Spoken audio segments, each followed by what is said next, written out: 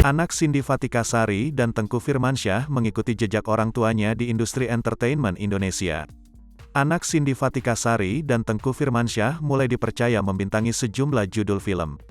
Sekarang lagi syuting film, kata Tengku Firmansyah di kawasan Pondok Aren, Tangerang Selatan, Rabu, tanggal 9 Maret tahun 2022. Anak pasangan selebritas tersebut memilih berakting di film daripada sinetron. Cindy Fatikasari dan Tengku Firmansyah terus menasehati anaknya supaya tidak salah memilih jalan dan terus membimbing buah cintanya itu. Semoga apa yang sudah kami tanamkan, bisa dijaganya, kata Tengku Firmansyah yang tidak pernah mengarahkan anaknya mengikuti jejaknya. Senang ada anak yang meneruskan pekerjaan kami. Apapun pekerjaannya, nggak masalah, yang penting dia suka, lanjut Tengku Firmansyah yang kini berusia 44 tahun ini.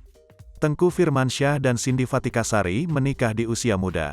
Saat menikah, usia Tengku Firmansyah masih 21 tahun dan Cindy Fatikasari baru 19 tahun. Dari pernikahan itu mereka dikaruniai 3 anak, yakni Tengku Syaira Anataya, dan putra kembar Tengku Omar Atala dan Tengku Keanu Zimran.